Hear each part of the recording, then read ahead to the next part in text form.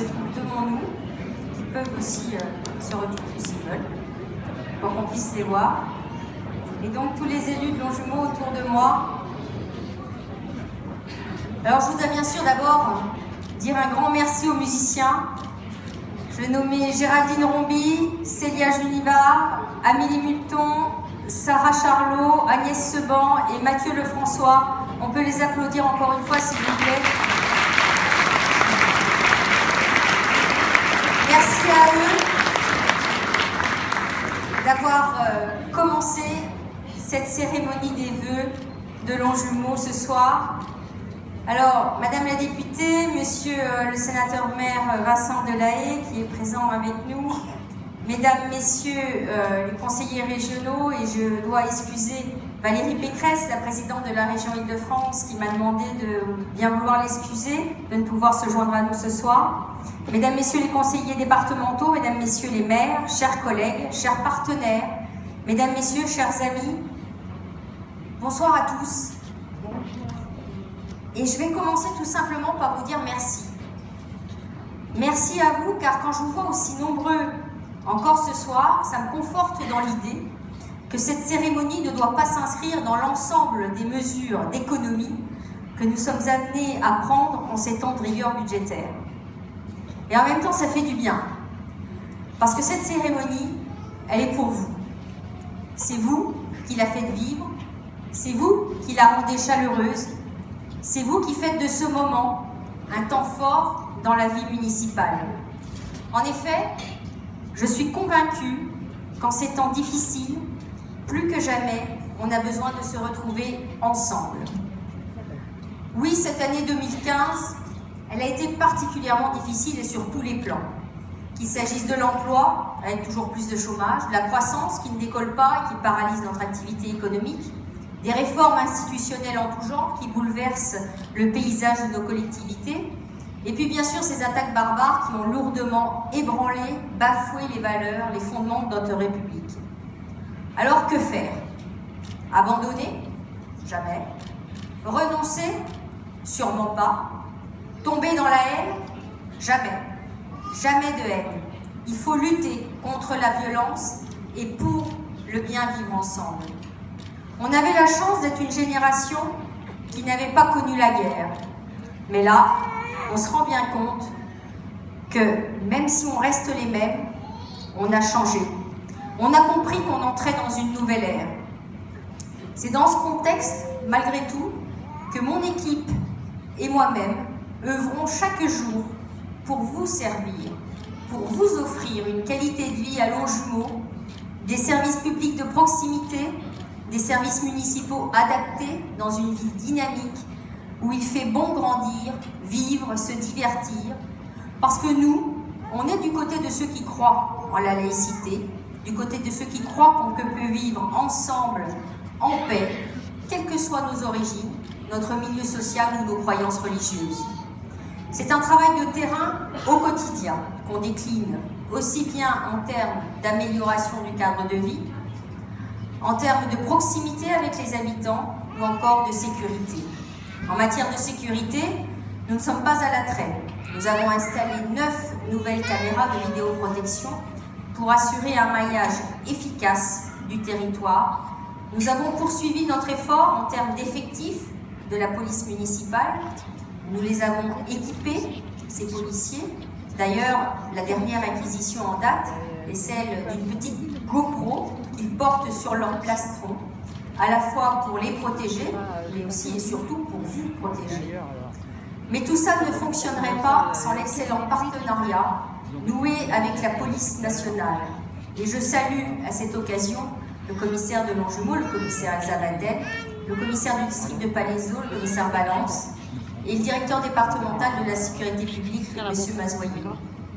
Je mesure combien leur tâche est difficile et je les remercie tout particulièrement pour leur implication et leur disponibilité.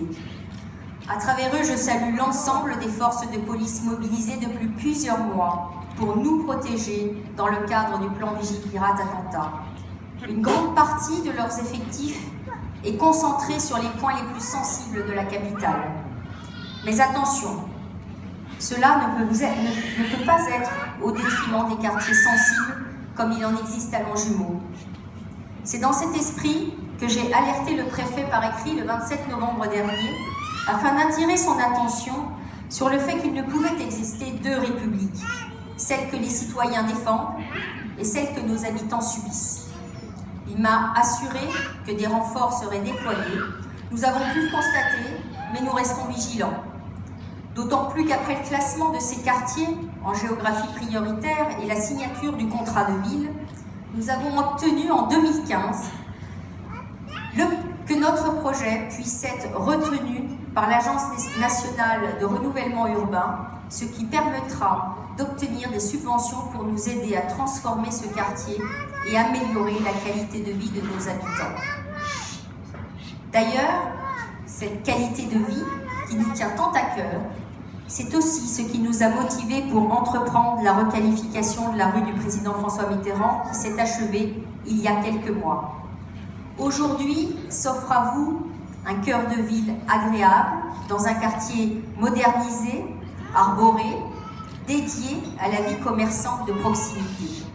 Et c'est important, car soutenir le commerce local, à la fois dans sa quantité, sa qualité et sa diversité, est essentiel pour améliorer l'attractivité de notre commune.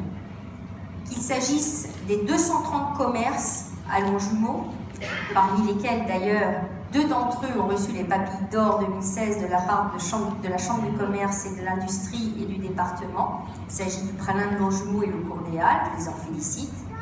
Ou qu'il s'agisse des marchés, et je ne me trompe pas en disant des, car cette année, en plus de notre marché de la place Bretten, du mercredi et samedi matin, nous allons ouvrir une nouvelle séance. Le vendredi après-midi, un nouveau marché viendra s'installer dans les quartiers sud. C'est encore un exemple concret de services de proximité que nous vous offrons et qui participent au bien-vivre. Mais tous ces efforts ne peuvent porter leurs fruits que si chacun prend conscience qu'ils doivent être partagés par tous afin que les actions menées puissent perdurer.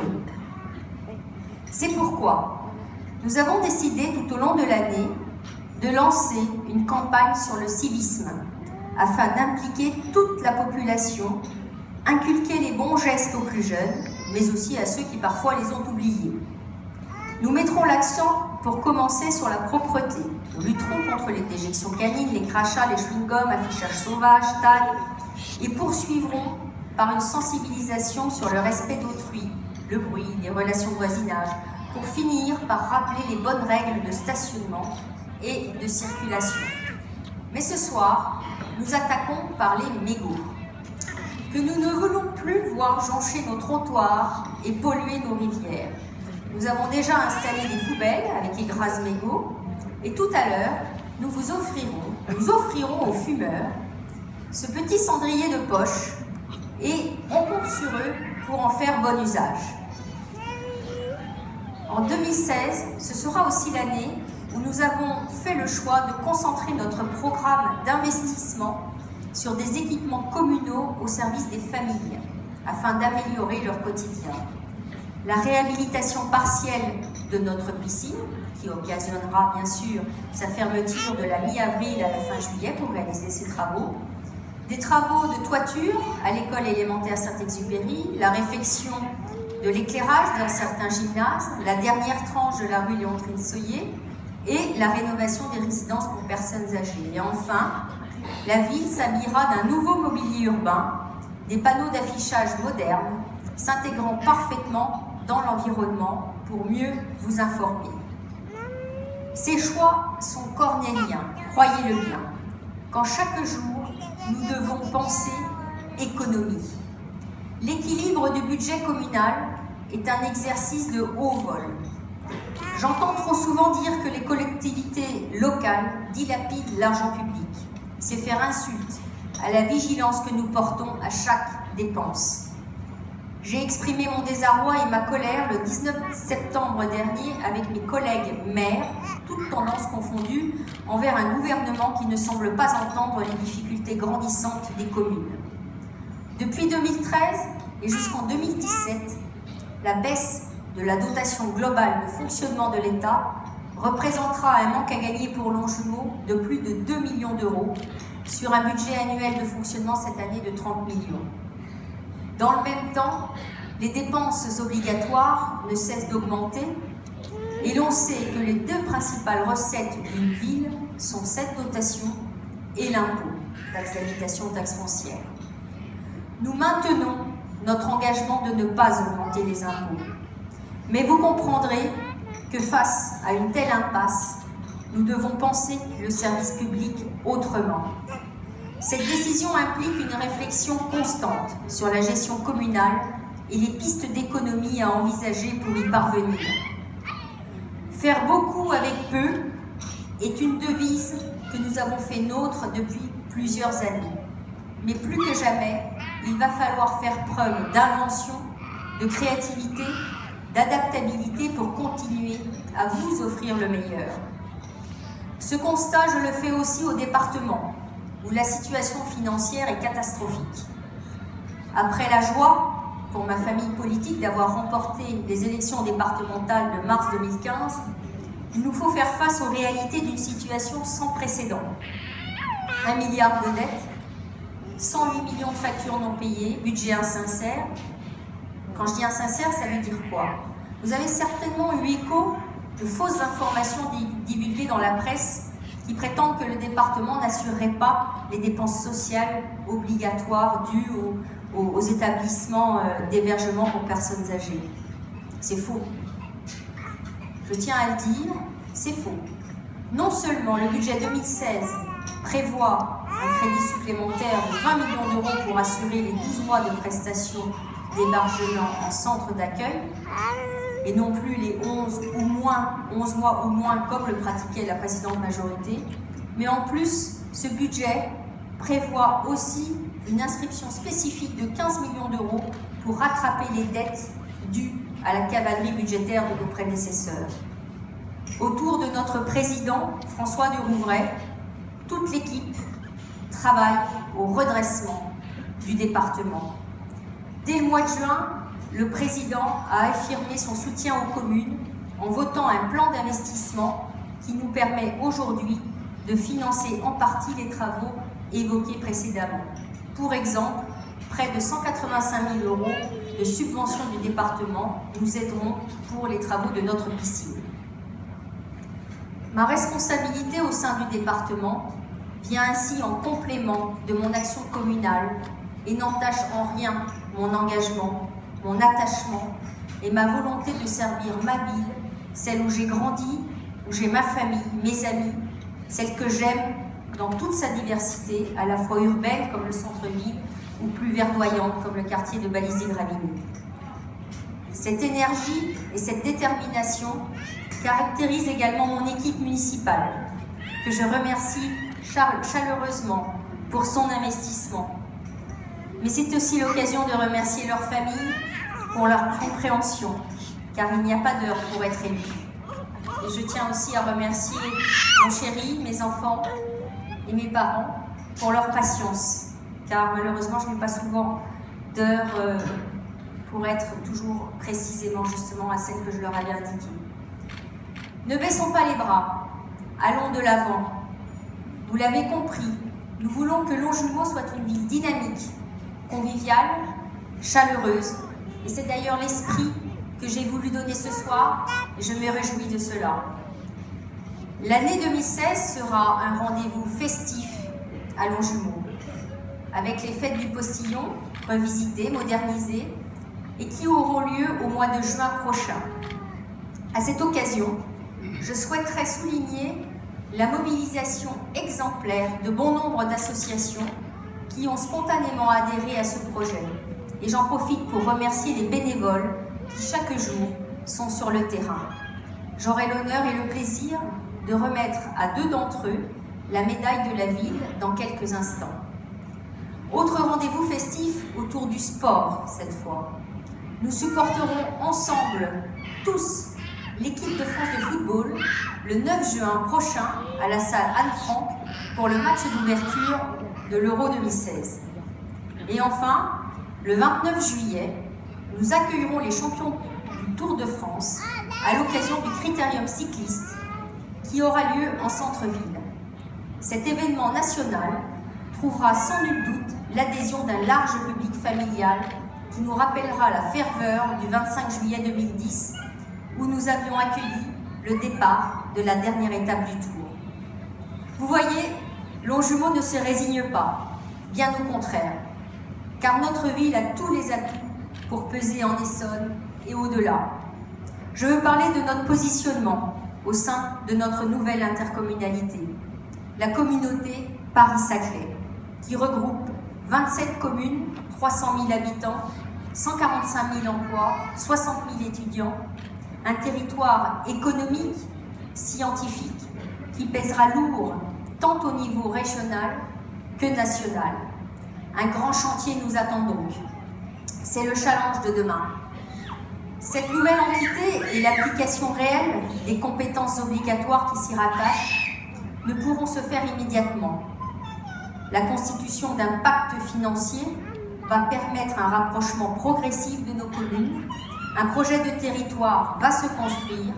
Il incarnera la diversité des visions stratégiques des élus à l'aune des capacités techniques, financières et humaines.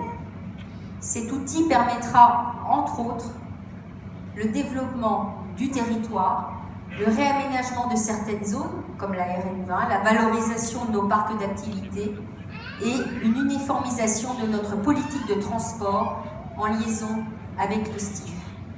Notre président, Michel Bournat, que je salue, qui est présent ce soir avec nous, m'a confié la délégation sur la transition énergétique parce qu'il connaît l'attention que je porte aux questions de développement durable. Rappelez-vous, le parc d'éclairage public à Longjumeau que nous avons réhabilité, où nous avions fixé un objectif de 35% d'économie d'énergie. Cette année, nous venons de mettre notre église Saint-Martin en lumière et cela nous a permis de faire une économie par le choix d'un éclairage à très faible consommation, tout en valorisant ce patrimoine de notre ville. Et puis j'en profite pour vous dire que dans cette année 2016, Longjumeau va se doter de 4 véhicules électriques, ce qui nous permettra par là même de réduire notre parc automobile vieillissant et nos dépenses d'énergie. Le moment est venu de vous adresser mes vœux les plus chaleureux. Permettez-moi de les présenter en premier lieu aux victimes des attentats miraculeusement rescapés, qui souffrent encore, cloués à l'hôpital, qui se battent pour se reconstruire au sens propre comme au sens figuré, ainsi qu'à leurs familles. Je leur souhaite de se rétablir très rapidement. Ces vœux de prompt rétablissement s'adressent aussi à tous les malades, et particulièrement à ceux de l'hôpital de Longjumeau. Et un grand merci aux équipes de soignants. Permettez-moi également d'avoir une pensée pour les familles des disparus. Que cette nouvelle année vous préserve, qu'elle vous apporte du bonheur à partager avec tous ceux qui vous sont chers. Que cette nouvelle année soit porteuse d'espoir, d'amour, de tolérance et de solidarité.